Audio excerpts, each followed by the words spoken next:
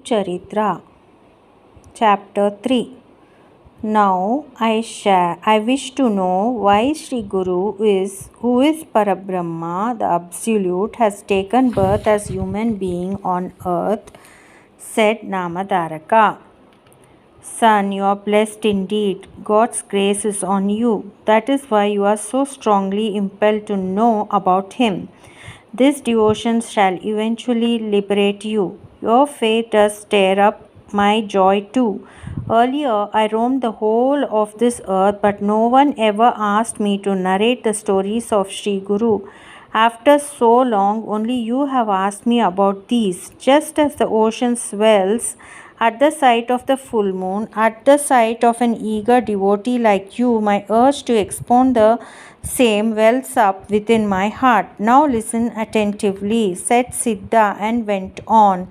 Sree Guru is infinite and so is his divine sport.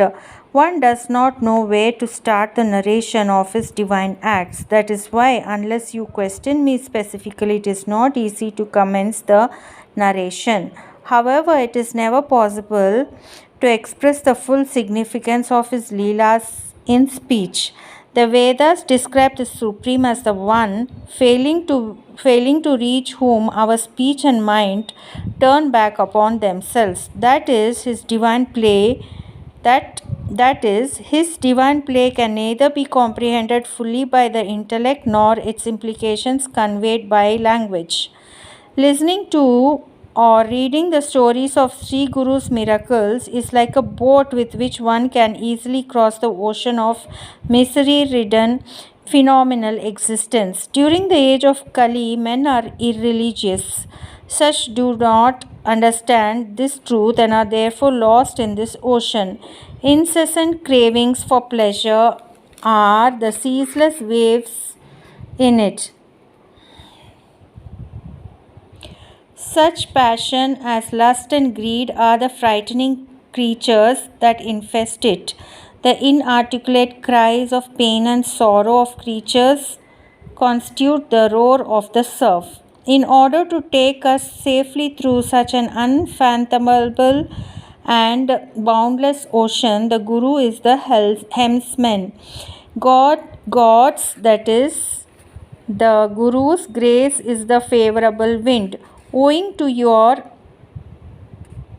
meritorious actions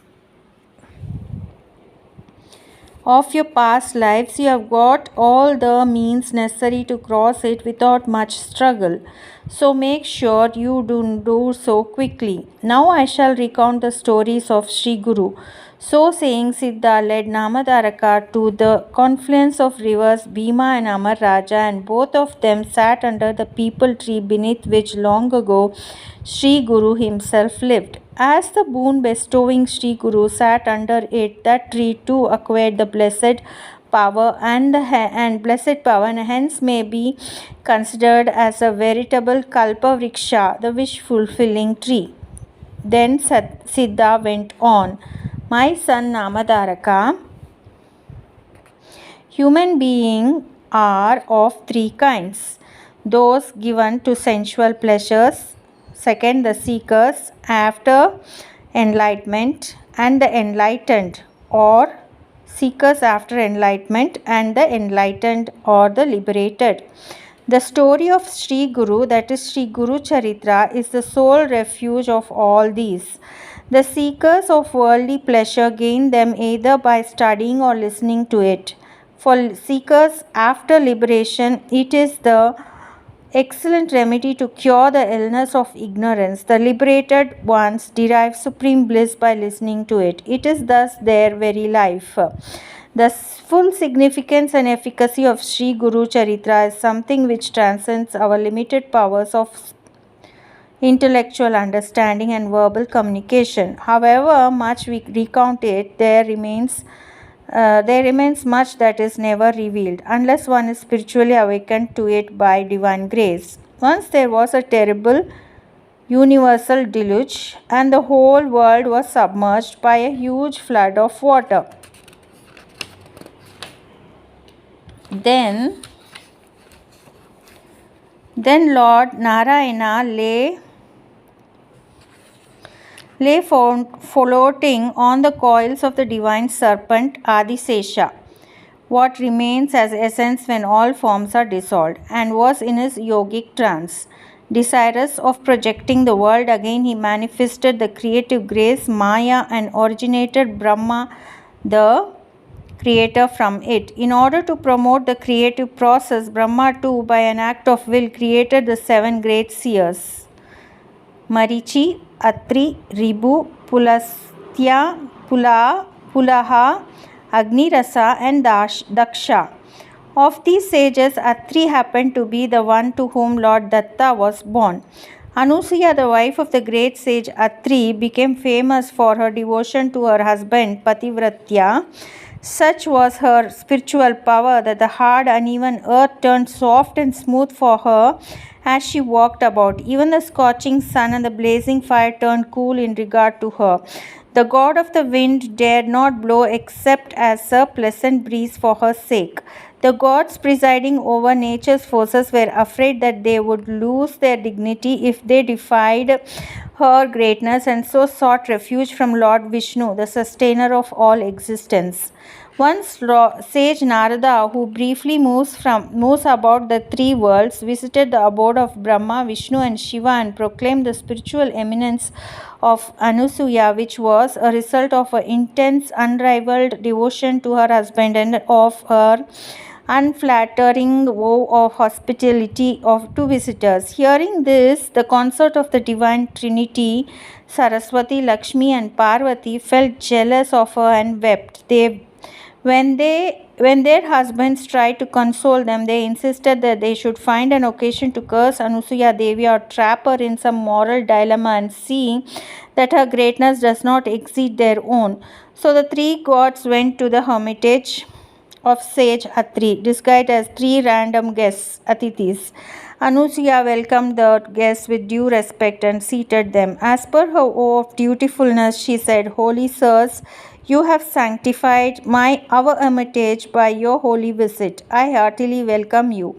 Please say what I could do for you." The master of her hermitage, sage Astri, has gone to the forest to perform his austerities, tapas. The guests told her that they were all very hungry and cannot wait till her husband returns home. They wanted to have food immediately. She went in and, after making proper arrangements, invited them for lunch. Then the guest said, "Holy One, unless you take off your clothes and serve us food in your nakedness, we shall not eat but go away hungry." On hearing their words, she smiled to herself and reflected thus: "I am totally purified by the long association with the holy sage Atri. What harm can the gods of lust ever do to me? So I need fear nothing. If I do not comply with their precondition, they would go away after laying a curse on me for having failed in my duty and my promise to feed them. As they have sought food from my hands, I look upon them as my own children and not as strangers and grown-up men." Having decided thus, she said to them, "Sirs, I shall do as you wish. Come and have your lunch." Then she did accordingly. At once, by virtue of a superior spiritual power, the three divine guests were transformed into infants. At the sight of them, holy motherly love welled up in her heart so intensely that her bosom experienced lactation. She happily suckled them, and the three infants were immensely satisfied. Brahma, Vishnu, and Shiva, as though exhausted with their task of creation, sustaining, and destruction, had all enjoyed perfect rest in her lap. Then Anusuya realized that they were the Holy Trinity and was very happy. She put them in a cradle and rocked it, singing a lullaby recounting the whole incident. Sage Atri, who was on his way home, heard the song from a distance, and he knew of what had transpired. On reaching the hermitage, he glorified the Trinity thus: "O thou Spirit, Supreme Spirit, you are the ultimate cause for creation, preservation, and destruction. You are the witness of the whole universe, the omnipresent, all-pervading essence of all existence. You are Lord Vishnu. You are indeed the reality, but by your divine sport, you manifested yourself as the Holy Trinity for your own play. Though the universe is a projection of nascence of your real essence, it is not distinct from you. Only when perceived through the illusionary sense of I and mine, it looks distinct from you. As he sang thus, even while the three infant forms were in front of him, they also appeared before him in their original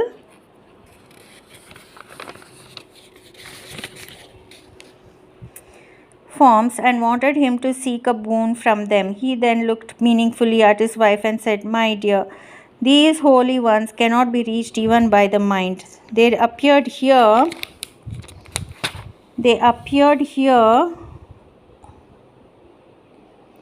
only by the power of your devotion. Tell them of your heart's wish," she replied. "O Lord, you were created by Brahma for the promotion of the phenomenon of creation.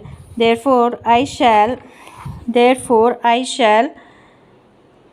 be pleased if you pray to the one Lord that has appeared as this Trinity to live here as our sons." Sage Atri did so, and the one spirit manifest as the trio said, O wise sage, I offer myself to you henceforth as your adopted son, hence I am Datta. Owing to the power of Anusuya's devotion, the Divine Trinity continued to live at the hermitage as her children. At the same time, they also left for their celestial abodes in their subtle spiritual forms and were united with their consorts. As Lord Vishnu gave himself up completely, the sage named Brahma, who was charming as Chandra, infant Shiva as Durvasa, and Vishnu as Datta. The children of Atri are called Atriyas. Thus, in order to denote that Datta was his son, he came to be called Dattatreya. He is indeed the Supreme Lord himself, the goal of the Vedas. He is of the nature of reality, awareness, bliss. He is the master of yoga and wisdom, the wish fulfiller of his devotees, and is ever ready to bless them at their mere thought of him.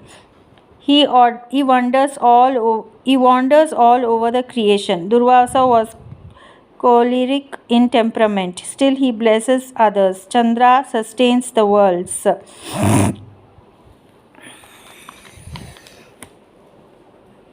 The Supreme Spirit, henceforth known as Dattatreya, is indeed unbound by phenomenal existence. Yet, in deference to a curse laid on him once by sage Durvasa, he ever abides on earth, assuming different human forms. This he does out of compassion for the creatures on earth and for the gods. There were avatars of the Lord earlier too, but all of them, after completing their mission, left off those forms and returned to their own essence. Their one essence. In order to bless his devotees, the Lord had incarnated as Lord Dattatreya, yet he did not, like the other avatars, leave the earthly plane of existence after accomplishing his divine mission. I shall illustrate the difference. The incarnation of Sri Rama was intended for the destruction of the demon king Ravana. The avatar of Sri Krishna was intended for the annihilation of King Duryodhana and his wicked train. So, after the completion of those missions, Sri Rama and Sri Krishna had cast off their physical bodies and left for their heavenly abode. But the avatar of Dattatreya was intended for the welfare of all creatures. As this mission has to be carried out as long as creation exists, he does not lay down his body and leave for his heavenly realm, but goes on wandering from place to place. Thus, Dattatreya is the eternal avatar of God's spirit of self-dedication to the salvation of all creatures. He manifests himself perennially as the perfect saint of all religions of the world. As Siddha thus went on enumerating the unique features of the avatar of Datta, Namadharaka expressed one of his doubts thus: Sri Durvasa, Sir Durvasa, by laying a curse on Dattatreya, has indeed done immense good to all creatures. If he was not cursed to wander about for the welfare of all, Lord Datta too would have laid down his physical body like the other avatars after the fulfillment of his limited mission. But tell me, why at all Durvasa cursed him? Besides, how could the curse affect him who is ever above all manifestation? Siddha replied, Son, the Supreme Lord is indeed ever unmanifest. and he manifests. But when invoked by the power of devotion of the faithful ones, he manifests himself on earth out of compassion for them. He is full of spirit of endurance. Durvasa once cursed King Ambarisha, who was a devotee of Vishnu. Then Dattatreya requested Durvasa to transfer the curse to him, as he has pledged to take over himself the suffering of his devotees. Durvasa did so, and thereby curse occurred to Vishnu, who manifested himself as Dattatreya. I shall recount the details of the story. Long ago, there was a king named Ambarisha, who honored his guest at the veritable form of Lord Vishnu as the veritable form of Lord Vishnu. He scrupulously observed the vows of Ekadasi, the 11th lunar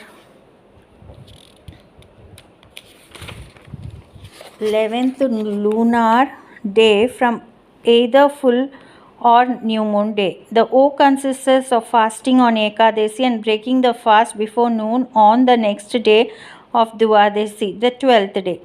Once sage Durvasa wanted to test the righteousness of Ambarisha and arrived at his place with a large retinue of disciples on the morning of a Dvadasi and demanded food for all of them. Ambarisha happily invited them all for lunch. Durvasa then went to the river for ablutions and deliberately delayed his return to catch the king in the horns of a dilemma if, in order to fulfill his oath, he were to break his fast without waiting for the guest. It would amount to disrespecting the latter according to the religious law. As a way out of the dilemma, Ambarisha sipped a little holy water. For the act may be interpreted as breaking the fast without insulting the guest. The next minute, Durvasa arrived and was wild with rage. He said, "As per the letter of the holy law, you have taken the holy water as food, leaving us, the holy guests, and cursed Ambarisha thus. May you in every one of your births wander about without an abode." The correlation between the curse and the error committed to deserve it is that Ambarisha could not await in patience the arrival of a guest, and the curse ordains that its victims should likewise be deprived of any stability and comfort in all his future births. Ambarisha, being an ardent devotee of Lord Vishnu, the latter appeared on the scene and said, "O Durvasa, you being a great rishi, your curse cannot go in vain. But my devotee Ambarisha cannot stand it either, and it is my promise that I bear the burden of my faithful. You modify the curse so that I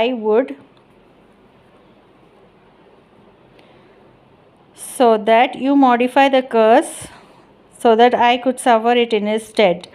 Durvasa pondered for a while. This Lord Vishnu is not easily accessible to devotees on earth. Hence, it is for the good of all if he, instead of Ambarisha, should wander about this earth. So he modified his curse accordingly. It is for this reason Lord Vishnu as Dattatreya has been wandering about in different forms all over this earth. The same Lord, as described in the Puranas, manifested himself earlier as the divine fish, the divine tortoise, and others. Even in this age of Kali, he manifested himself twice. Even though these two avatars cannot be seen by the naked eyes of ordinary mortals, in this wicked age, they respond to the call of devotees even today. In this age of Kali, even the good which is conceived of in the mind bears fruit within a limited time, whereas in the case of sin, only when it is acted upon does it produce its fruits. It is only because in the age of Kali this facility exists that the Lord did not prevent the spirit of Kali from manifesting himself on earth. How blessed are those, O Namadaraka, who live in a virtuous manner without allowing even a single evil thought, even in this Kali age. Jai Guru Datta.